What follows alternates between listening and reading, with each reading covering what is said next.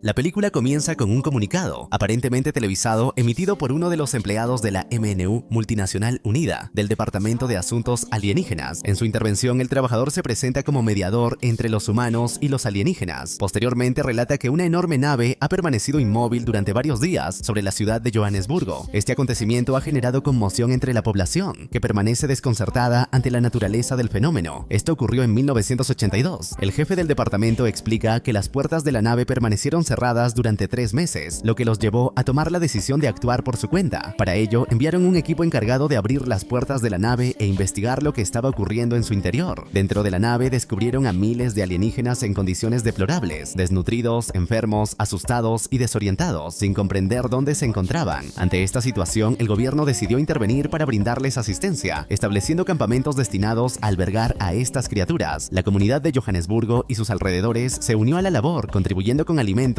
y otros artículos de primera necesidad para ofrecer refugio en la tierra a estos seres. Había aproximadamente 1 millón de estas criaturas, con apariencia humanoide y semejantes a una langosta. Inicialmente se planteó albergarlas temporalmente, hasta que pudieran abandonar el lugar. Sin embargo, con el tiempo, ocuparon completamente el área destinada para ellas, lo que llevó a las autoridades a militarizar y cercar la zona. Los habitantes de Johannesburgo comenzaron a expresar su descontento, argumentando que el gobierno estaba dedicando demasiada atención y recursos a estas criaturas. Consideraban que la inversión destinada a ellas era excesiva y que podría emplearse en otras necesidades más importantes para la población humana. Además, surgieron problemas de seguridad, ya que las criaturas solían salir del sector asignado, conocido como el distrito en el que habitaban, en busca de comida. Estas incursiones generaban desagrado entre los ciudadanos, ya que frecuentemente implicaban robos y amenazas contra la seguridad de los humanos. A raíz del descontento generalizado de la población y el temor latente hacia lo que estas criaturas pudieran hacer, comenzó a establecerse una marcada separación en la sociedad.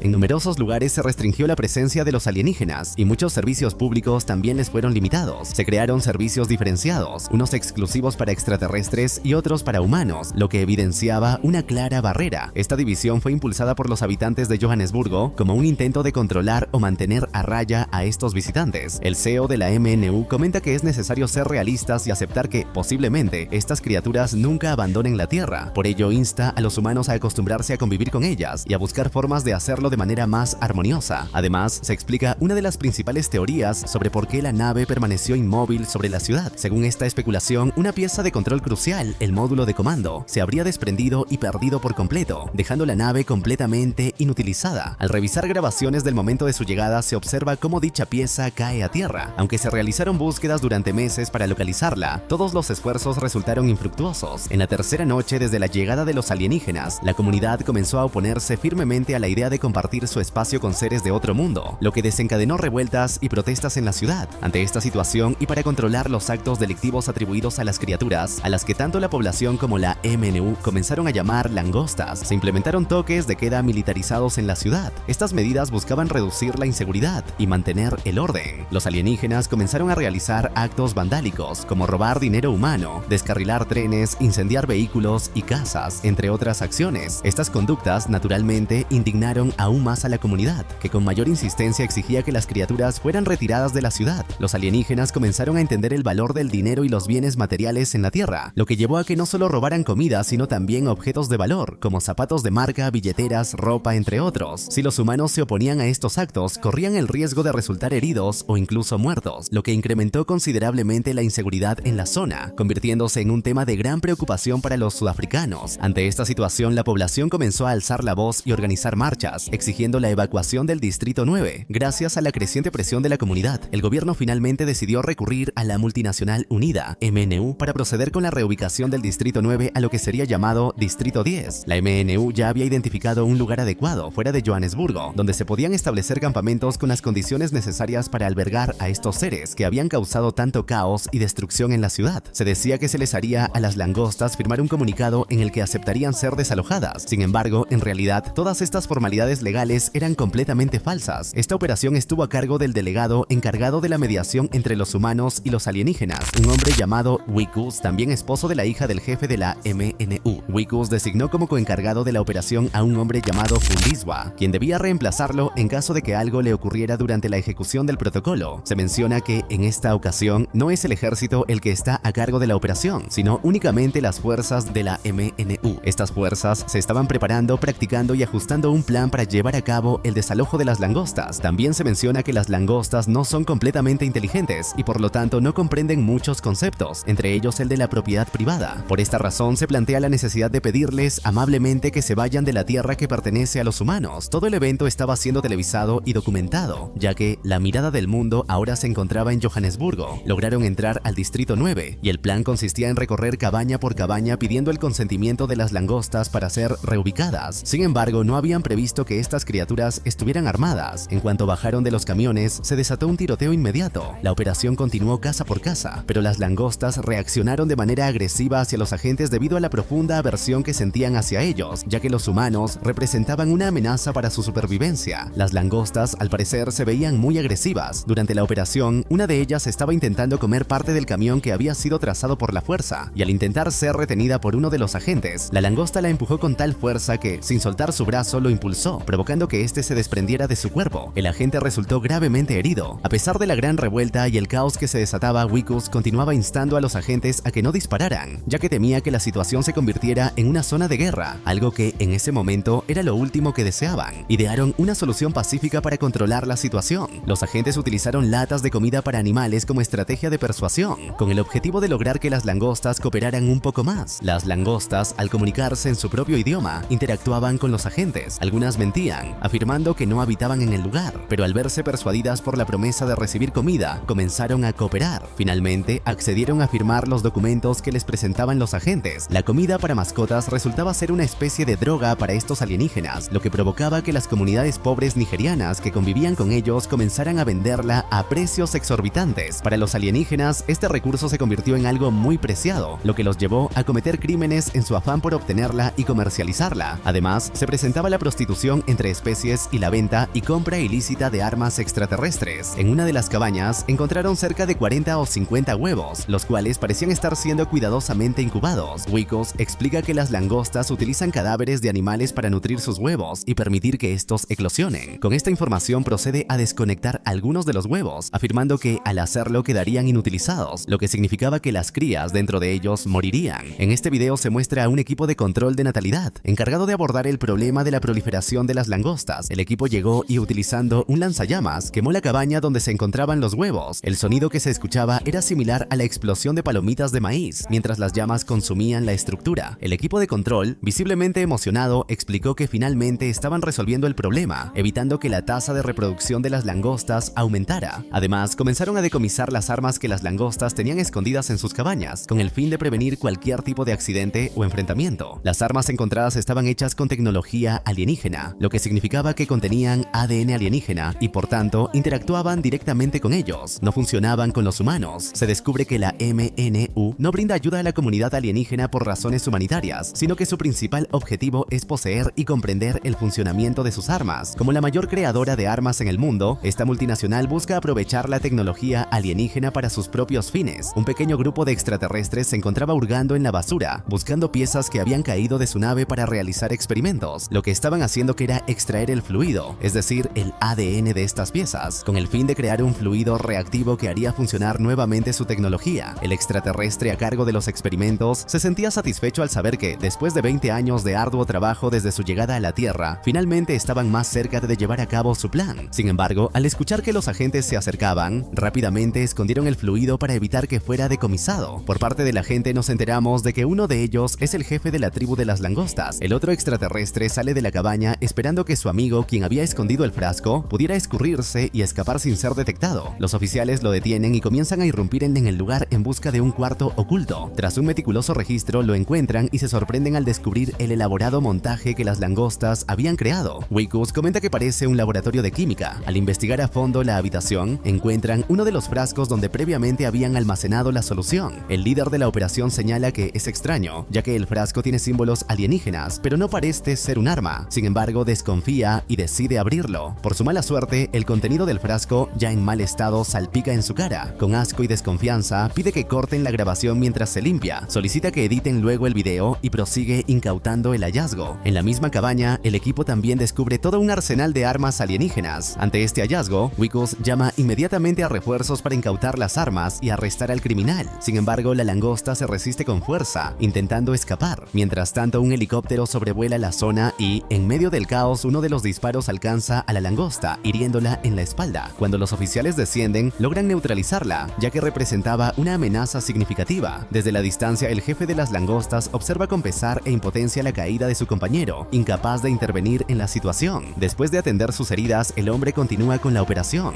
Llegan a la cabaña del jefe de las langostas y aquí descubrimos que su nombre es Christopher Johnson. El agente le informa que serán trasladados a una ciudad especial para langostas. Pronto se dan cuenta de que Christopher sabe leer el idioma humano y está al tanto de sus derechos, por lo que intentan entablar un diálogo con él. Él intenta persuadirlo, diciéndole que deberán llevar a su hijo, ya que las condiciones actuales no son adecuadas para un niño. Si Christopher no accede a irse, los oficiales se llevarán a su hijo. Al adentrarse en la casa, el agente observa la colección de partes de computadoras que Christopher ha acumulado, lo que indica que ha estado trabajando en algo importante. De repente comienza a sentirse mal y sale apresuradamente a vomitar afuera. Con visible incomodidad, pide a sus compañeros que se retiren de allí, amenazando con que regresarán al día siguiente. Al salir del Distrito 9, Wikus pide que se detengan en un lugar de comida rápida. Sus compañeros encuentran extraño este comportamiento, ya que minutos antes él se encontraba vomitando. Les sorprende aún más su apetito, ya que pide una gran porción de comida. Mientras lo observan comer, notan que un líquido negro empieza a brotar de su nariz, lo cual les preocupa. Con el paso del tiempo, su condición empeora cada vez más, y nuevos síntomas comienzan a manifestarse en él, como que puede desprender de sus manos varias uñas sin problema. En su búsqueda por obtener su alimento más deseado, los extraterrestres comienzan a crear máquinas de guerra y armas con el fin de comercializarlas con los nigerianos que habitan en el Distrito 9. Estos últimos exigen una cantidad significativa de armas a cambio de comida, pero sabiendo la necesidad de los extraterrestres, les ofrecen una cantidad muy pequeña de comida para mascotas por todo el armamento. En su desesperación, los extraterrestres aceptan estos tratos. Los humanos terminan acumulando grandes cantidades de armas que no saben cómo usar ni de qué forma aprovechar. Las personas en el Distrito 9 comenzaron a practicar brujería utilizando partes de las langostas, elaborando remedios y otros brebajes con sus órganos. Creían que al ingerir estas partes como alimento podrían absorber la esencia de los extraterrestres y de esta manera adquirir la capacidad de usar su avanzada tecnología. Esta creencia se convirtió en una práctica común entre ellos, quienes esperaban que los restos de las langostas les otorgaran habilidades especiales. Esa noche, al regresar a casa, Wikus es recibido por su esposa, quien había preparado una fiesta para felicitarlo por su ascenso. En la celebración se encuentra con su jefe, quien le advierte que si no es capaz de cumplir con su labor, será reemplazado. La velada transcurre con normalidad hasta que Wikus empeora repentinamente y termina vomitando un líquido negro sobre el pastel. Todos se preocupan por él y su esposa lo lleva de inmediato al hospital. Una vez allí, un doctor abre su yeso para examinar su brazo, pero se da cuenta de que ya no posee su mano humana, sino que ha sido reemplazada por una mano de langosta. El médico, alarmado, observa que Wikus ha perdido el control debido al miedo, lo seda y va en busca de ayuda. Rápidamente llegan oficiales de la MNU, quienes inmovilizan a Wikus y lo llevan a sus instalaciones para investigar su extraño contagio. Allí encuentran el tubo que confiscó en el Distrito 9 y comienzan a unir cabos. 16 horas después del contagio, el líder es sometido a pruebas invasivas en las instalaciones de la MNU. Durante estas pruebas se descubre que su brazo alienígena está fusionado con sus nervios humanos. Para comprobarlo, lo obligan a sostener un arma alienígena y al estimular su brazo con un taser, logran hacerla disparar involuntariamente. Este descubrimiento deja asombrados a los investigadores, quienes deciden continuar con más pruebas para explorar las capacidades de esta transformación. El objetivo de las pruebas cambia y ahora buscan que dispare contra una langosta. Él se niega rotundamente, ya que comienza a experimentar compasión por estos seres. Entonces intentan usar su brazo humano y sorprendentemente el arma se dispara, revelando que su ADN está ahora vinculado al de los alienígenas. En este punto, Wikus empieza a perder la cordura. Los directivos de la MNU concluyen que el hombre está experimentando una metamorfosis y que lo más valioso sería cosechar su ADN para aprovecharlo en biotecnología. Este proceso sería extremadamente doloroso e invasivo y consideran casi imposible que sobreviva. En medio de la operación para extraer y cosechar tejido, Wikus logra liberarse de sus ataduras, soltando su brazo alienígena de la mesa. Con rapidez comienza a apartar a los doctores que trabajaban sin su consentimiento. En ese momento, oficiales llegan al lugar, pero Wikus toma a uno de los médicos como rehén y escapa de la sala. Finalmente logra salir del establecimiento de la MNU. Mientras tanto, el jefe de la multinacional, que además es su suegro, intenta convencer a su hija de de que deje a Wikus, argumentando que su estado es crítico. Le explica que los médicos están haciendo todo lo posible para salvarlo, pero lo más probable es que no sobreviva. Pronto recibe una llamada que lo alerta de que el experimento ha escapado de las instalaciones, por lo que ordena de inmediato que lo busquen.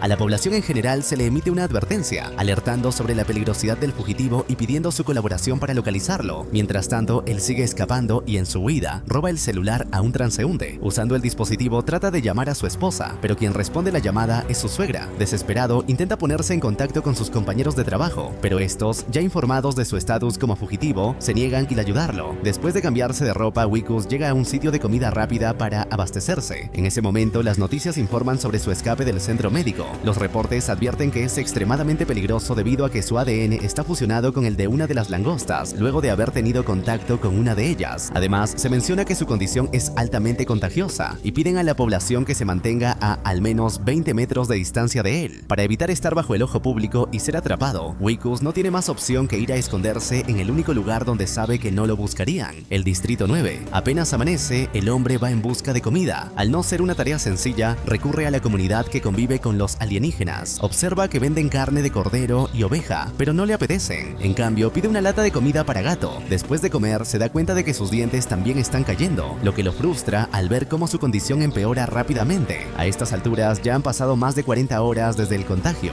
Recibe una llamada telefónica de su esposa, Tania, a quien intenta explicar la situación, pero ella ya ha creído en la información que ha escuchado en los medios. Le dice que no quiere tener más contacto con él. Wikus queda completamente destrozado por esto y se siente culpable. Desesperado por la transformación que sufre, Wikus toma un hacha de los carniceros e intenta cortar su propio brazo alienígena. Sin embargo, se acobarda y solo logra cortar uno de sus dedos, lo que provoca un dolor intenso y una hemorragia. Al ver varios helicópteros acercarse, decide esconderse en una de las casas cercanas. Entra en la casa del jefe de las langostas, Christopher, y le pide que lo deje quedarse allí por lo menos 5 minutos. Al observar las pantallas de las computadoras, nota que todas están conectadas a una red central que lleva hasta el sótano de la casa. Intrigado, pregunta qué está sucediendo y qué están planeando, pero en ese momento, el agotamiento del dolor y la pérdida de sangre lo hacen desmayarse. Christopher, al parecer consciente de la situación del humano, lo esconde en su sótano para que no lo encuentren. Wikus despierta y se da cuenta de que, bajo la cabaña, hay una pequeña nave. Comienza a especular que esta podría ser una valiosa información para los medios, pensando que podría denunciar un delito. Sin embargo, Christopher, al darse cuenta de sus intenciones, le comenta que es una lástima, ya que pensaba ayudarlo. Wikus cambia rápidamente de actitud al darse cuenta de que aún existe una posibilidad de revertir su condición. Le pregunta si esto tiene que ver con el líquido que había confiscado anteriormente. Christopher le explica que le tomó 20 años recolectar esa pequeña fracción del líquido y que era la única botella que tenía. Necesitaban ese líquido para reparar la nave. Wikus se lamenta, ya que se da cuenta de que el frasco está a 4 pisos bajo tierra en el edificio de la multinacional. En ese momento, el hijo pequeño de Christopher se acerca al hombre y en un intento de empatizar, le señala que ahora sus brazos se parecen. Wikus, confundido, le pregunta qué está haciendo, a lo que Christopher responde que parece que le ha agradado a su hijo. El exagente pregunta con desesperación qué deberían hacer ahora. La langosta, con una expresión de obviedad, le responde que deben recuperar el fluido de la multinacional. Wikus sabe que es una misión suicida, pero Christopher le recuerda que su transformación está acelerándose y que ya no le queda mucho tiempo como humano, por lo que deberían ir en busca del combustible. Esa noche, mientras se encuentra solo, el hombre observa con horror cómo su cuerpo está cubierto por picos y escamas gruesas que emergen de su piel. Este cambio físico lo aterra y lo llena de repulsión. De repente, Wikus recibe una llamada de Tania, quien con tono tenso le pregunta sobre la verdad, ya que sabe que su padre le ha mentido. Ella le expresa que ha comprendido que los hechos no fueron como los relató y desea que todo vuelva a ser como antes. Desesperado y con esperanza, Wikus le promete que podrá revertir su condición y que lo solucionará para poder estar juntos nuevamente. Sin embargo, descubre que no solo está Tania al otro lado de la línea, sino también el jefe de la multinacional y varios soldados, quienes han rastreado la ubicación de la llamada. Mientras tanto, en el sótano, Christopher está con su hijo, quien le pregunta si alguna vez volverán a su planeta natal. Con tono melancólico, Christopher le habla de su mundo, pero cuando el niño pregunta si regresarán, el padre le responde que ahora irán a una tienda del Distrito 10, que será su nuevo hogar, ya que su plan está arruinado. Wikus, al escuchar esto, interviene con determinación, animándolos a no rendirse y a seguir buscando el fluido que podría revertir su situación. Wikus se dirige al jefe de la comunidad humana que convive con los alienígenas, sabiendo que este grupo posee un gran arsenal de armas. Le pide que le venda una, pero el hombre, al ver la condición de Wikus y su brazo, lo toma como una burla. Desconfiado, corta un poco de su carne y la prueba. Tras hacerlo, decide que le corten el brazo al exagente para usarlo en su ritual. Wikus, luchando por su vida, se defiende y toma una de las armas armas alienígenas, accionándola y sorprendiendo a todos. Asombrado por la habilidad de Wikus para manejar las armas, el jefe finalmente se somete a su voluntad. Wikus se lleva el armamento necesario, pero también recibe una amenaza. Más tarde sería atrapado, ya que no reveló cómo terminó en ese estado. A la mañana siguiente, Wikus y Christopher se dirigen con determinación hacia las oficinas de la multinacional, conscientes de que deben recuperar el fluido que podría salvar al exagente. Mientras tanto, los agentes, al tanto de la llamada rastreada y de la fuga, están vigilando de cerca los movimientos de los hombres enviados para capturarlo. Cuando llegan a las oficinas se produce una gran explosión. El impacto es devastador y se debe a que una de las armas alienígenas que Wikus había tomado ha sido accionada. La violencia del estallido pone en alerta a todos, desatando el caos en el lugar. La situación se vuelve aún más peligrosa, ya que la multinacional se ve obligada a reaccionar ante la amenaza creciente de los fugitivos y la inestabilidad generada por el uso de la tecnología alienígena. Mientras la explosión resuena en el edificio, los trabajadores de la MMNU comienzan a evacuar rápidamente la zona, temerosos de lo que podría suceder a continuación.